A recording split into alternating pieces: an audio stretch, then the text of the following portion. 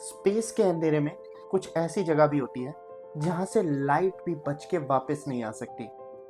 एक ऐसी जगह जहां पे फिजिक्स के सारे रूल टूट जाते हैं और समय भी रुक जाता है। ये कोई फिक्शन या फिर इमेजिनरी ऑब्जेक्ट नहीं है। इस ऑब्जेक्ट को हम कहते हैं ब्लैक होल।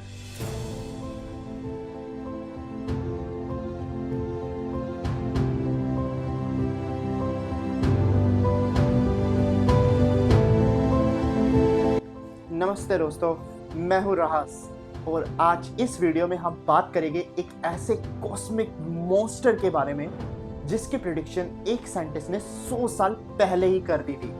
उस समय पे जब उस ऑब्जेक्ट के बारे में किसको कोई आइडिया भी नहीं था। यह कहानी हमारे फेमस साइंटिस्ट अल्बर्ट आइंस्टाइन की इमेजिनेशन की, हमारे सारे साइंटिस्ट के स्ट्रगल्स की, हम ह्यूमंस के क्यूरियोसिटी की। तो आपका स्वागत है साइ-फाई बाय गो क्रेजी में, और चलो शुरू करते हैं। Of all the objects in the cosmos, Planets, stars, galaxies, none are as strange, mysterious, or powerful as black holes. Black holes are the most mind-blowing things in the universe. Einstein himself could not accept black holes as real. Cutting-edge discoveries show black holes are very real.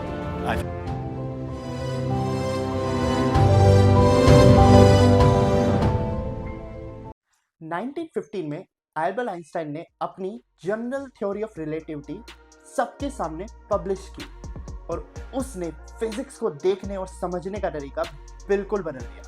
Einstein ने कहा कि gravity एक force नहीं है जैसा कि Newton कहते थे।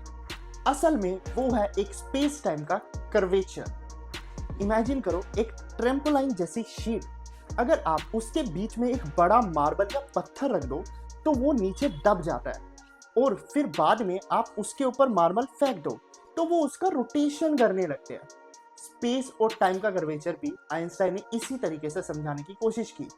उन्होंने बताया जब एक भारी ऑब्जेक्ट स्पेस में रहता है और छोटे ऑब्जेक्ट उसके चक्कर लगाते हैं, बिकॉज उस भारी ऑब्जेक्ट ने उस कर्वेचर और स्पेस टाइम के कर्वेचर को उतना बैंड कर दिया कि बाकी ऑब्जेक्ट उसके चक्कर लगाते रहते हैं। आइंस्टाइन ने जो इक्वेशन लिखी वो इतनी ज्यादा एक्यूरेट थी कि उसने पूरे यूनिवर्स को ही प्रेडिक्ट कर दिया और समझा दिया था। बट आइंस्टाइन ने एक इम्पॉसिबल चीज को भी प्रिडिक्ट कर दिया था अपनी इक्वेशन में। वो चीज थी एक ऐसी जगह जहां टाइम और स्पेस का कर्वेचर इतना बैंड हो जाए कि वहां पे लाइट तक भी ना निकल पाए। मतलब कि एक ऐसी जगह जो बिल्कुल हमारी आंखों के लिए इनविजिबल। आइंस्टाइन को शुरुआत में लगा ये सिर्फ एक मैथमेटिक्स क्यूरियोसिटी है, लाइक नंबर्स में भी तो इन्फिनिटी होता ही है, तो उनकी इक्वेशंस में भी एक इन्फिनिटी टर्म ढूंढा जा रहा था एंड इसलिए उनको लगा कि ऐसी चीज एग्जिस्ट ही नहीं करती। बट कुछ महीने बाद ही एक साइंटिस्ट ने उनको इस बात में गलत साबित कर दिया।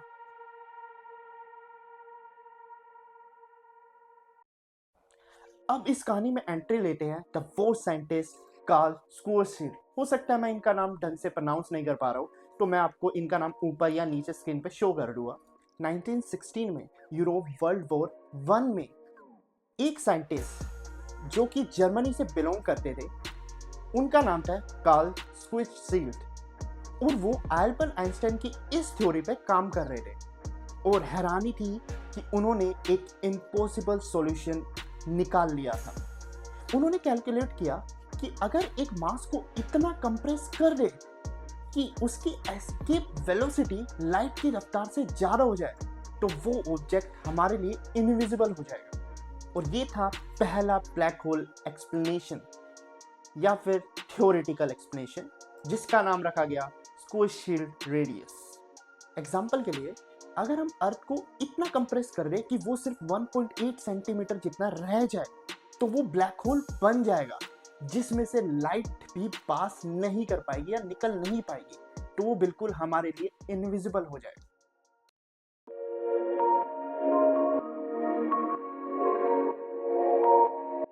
वैसे ब्लैक होल के बारे में मैं पिछली वीडियो में भी आपको एक्सप्लेन कर चुका हूँ, बट क्या पता कुछ लोगों ने पिछली वीडियो देखी ना हो, तो मैं ब्लैक होल को इजी वर्ड में इस वीडियो में भी एक्सप्लेन कर देता हूँ। ब्लैक होल एक ऐसी जगह है जिसकी ग्रेविटी इतनी ज़्यादा डेंस होती है कि उसमें से कुछ भी बाहर नहीं आ सकता, इवन लाइट भी नहीं। और मोस्टली ब्लैक होल्स के 3 पार्ट्स होते हैं।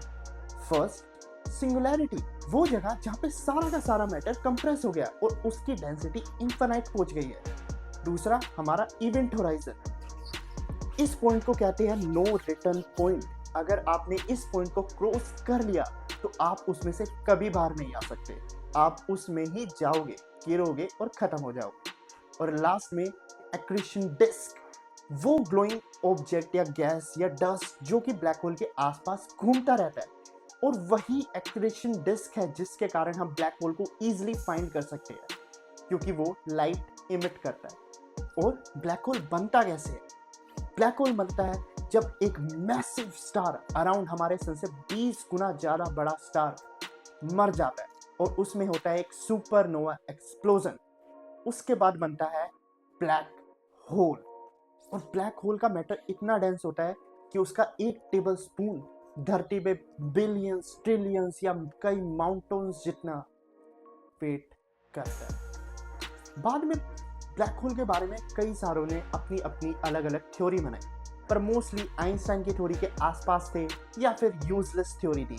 पर 1970 में एक ऐसे साइंटिस्ट आए जिसने ब्लैक होल के बारे में एक नई चीज को बताया। इस साइंटिस्ट से पहले सबको लगता था कि ब्लैक होल एक ऐसी जगह है जो कभी खत्म ही नहीं हो सकती और उसका काम है हर चीज को अपने अंदर निकलना। देन 1970 में एक साइंटिस्ट है जिनका नाम था स्टीफन हॉकिंस।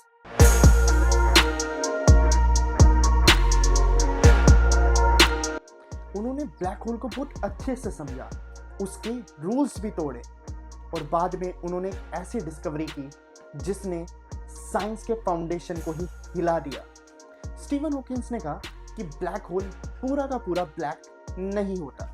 क्वांटम फिजिक्स के हिसाब से स्पेस खुद एम्प्टी नहीं होता, वो भरा होता है छोटी छोटी एनर्जी पार्टिकल से। जब ये पार्टिकल्स ब्लैक होल के आसपास आते हैं तो एक पार्टिकल अंदर गिर जाता है और एक पार्टिकल बाहर निकल जाता है, और जो दूसरा पार्टिकल होता है वो एक तरीके का रेडिएशन होता है और उसे हम कहते हैं हॉकिंग रेडिएशन। मतलब थ्योरेटिकली ब्लैक होल भी धीरे धीरे इवेपोरेट हो सकते हैं। ये फिजिक्स के लिए एक नई डिस्कवरी थी और एक नया लेवल, क्योंकि अब हमें पता चला even darkest thing in the universe can eventually die from our universe. Stephen Hawking ने अपने व्हील चेयर पर बैठ के हमें ये दिखाया कि अगर आपका माइंड बहुत पावरफुल हो तो कुछ भी चीज लिमिटेशन नहीं होती।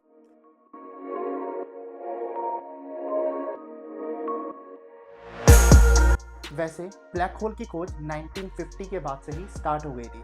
काफ़ी सारे साइंटिस्ट ने स्पेस में ब्लैक होल को ढूंढना स्टार्ट कर दिया था, और वो इस ब्लैक होल को कैसे ढूंढ रहे थे? वो सर्च कर रहे थे एक ऐसे स्टार्स को जो कि एक इनविजिबल ऑब्जेक्ट के आसपास घूम रहे हो, और उन्होंने ऐसे स्टार को खोज भी लिया जो कि इनविजिबल ऑब्जेक्ट के बस आसपास घूम रहे थे। हमें कोई ऑब्जेक्ट नहीं दिख रहा था, बस स्टार उसके आसपास रोटेट कर रहे थे, बट हमें उस ऑब्जेक्ट की ग्रेविटी इफेक्ट दिख रही थी। इसी तरीके से साइंटिस्ट ने सिग्नस X1 को सर्च किया, जो कि ऑफिशियली पहला ब्लैक होल मिला जिसको साइंटिस्ट ने डिस्कवर किया था। फिर 1990 में एक नई डिस्कवरी हुई। हमें पता चला कि हर गैलेक्सी के बीच में एक सुपर मैसिव ब्लैक होल है, जैसे कि हमारे मिल्की वे के बीच में है। उसका नाम है सैजिटेरियस A और उसका मास अराउंड 4 मिलियन टाइम ज़्यादा है हमारे सन से। बट फिर भी वो इतना स्मॉल है कि हमें ऐसा लगता था कि सारी दुनिया के टेलीस्कोप मिला के भी हम उसकी फोटो क्लिक कर ही नहीं सकते।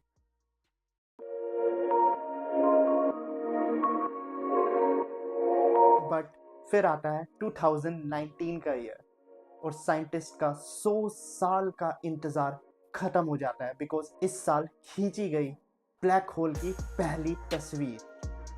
इवेंट होराइजन टेलीस्कोप ये ग्लोबल नेटवर्क था टेलीस्कोप का, जो कि एक साथ मिलकर एक अर्थ साइज वर्चुअल टेलीस्कोप बनाता है। सोचिए, एक छोटे से ब्लैक होल की फोटो खींचने के लिए हमें हमें एक अर्थ साइज टेलीस्कोप की ज़रूरत पड़ी है। उन्होंने अपनी नज़र लगाई एक गैलेक्सी पर, जिस गैलेक्सी का नाम था मैसियर 87, और उसके बीच में था एक super massive black hole around 6.5 billion times denser than our sun. अप्रैल 2019 में जब उसकी पहली फोटो रिलीज की गई तो दुनिया ने पहली बार उसकी फोटो को देखा as a around orange glowing rings and middle में एक परफेक्ट ब्लैक सर्कल, जैसा कि आपको इस फोटो में दिख ही रहा होगा। वो जो ब्लैक सर्कल था वो था ब्लैक होल की शैडो का, और जो उसके आसपास जो ग्लोइंग ऑरेंज रिंग्स थी वो थी एक्रेशन डिस्क, जिसके बारे में मैंने आपको इस वीडियो में पहले भी बताया है। पूरी ह्यूमैनिटी के लिए ये एक इमोशनल ब्रेक थ्रू था। जिस चीज को आइंस्टाइन ने अपनी इक्वेशंस में देखा था, आज हमने उसको अपनी आंखों से भी देख लिया। वैसे आप ये सोचोगे कि जो फोटो में ब्लैक होल दिख रहा है वो उन ब्लैक होल से तो अलग है जो कि मूवीज में या फिर फोटोज में दिखाया गया, पर ऐसा नहीं है। असल में जो इस ब्लैक होल की फोटो क्लिक की गई है वो ठीक इसके ऊपर से की गई है। असल में जो हमें फोटो में ब्लैक होल्स दिखते हैं, जिसके ऊपर नीचे भी हमें एक्रेशन डिस्क जैसे ग्लोइंग ऑब्जेक्ट दिखते हैं, वो असल में उसके ऊपर नीचे नहीं होते, वो उसके पीछे होते हैं। बट लाइट बेंडिंग के कारण वो हमें ऊपर नीचे भी दिखाई देते हैं। बट फोटो में वो इसलिए नहीं दिखाई दिए क्योंकि वो फोटो उसके ऊपर से ली गई थी, ना कि उसके सामने से। जब हमने अब ब्लैक होल को देख ही लिया है तो एक सवाल तो बनता ही है कि ब्लैक होल के अंदर होता क्या है। आइंस्टाइन के इक्वेशन के हिसाब से ब्लैक होल के अंदर एक सिंगुलैरिटी, एक पॉइंट होता है जहाँ पे सारा का सारा मैटर इन्फिनाइट तक पहुँच जाता है और उसमें से कुछ भी वापस नहीं आ सकता। मतलब कि हम जितना भी साइंस जानते हैं वो इस पॉइंट पे आके खत्म हो जाती है। बट कुछ साइंटिस्ट कहते हैं कि वो एक नया दरवाज़ा हो सकता है किसी दूसरी यूनिवर्स में जाने का, या फिर उसके अंदर भी एक दूसरा यूनिवर्स हो सकता है, या फिर कुछ कहते हैं कि वो एक वे है, एक वर्म होल। क्या हम कभी ब्लैक होल के अंदर जा भी पाएंगे या फिर जान भी पाएंगे क्या उनके अंदर क्या होता है? अभी के लिए ये इम्पॉसिबल है, पर थ्योरेटिकली हम उनको एक टाइम ट्रेवल जैसे यूज़ कर सकते हैं। मे बी एक दिन हम स्पेस में ट्रैवल कर पाएंगे, उनके आसपास जा पाएंगे, उन्हें किसी चीज़ के लिए यूज़ कर पाएंगे, एक टूर की तरह, एक टाइम ट्रैवल जैसे। बट आज तो हम सिर्फ उससे फेयर करते हैं।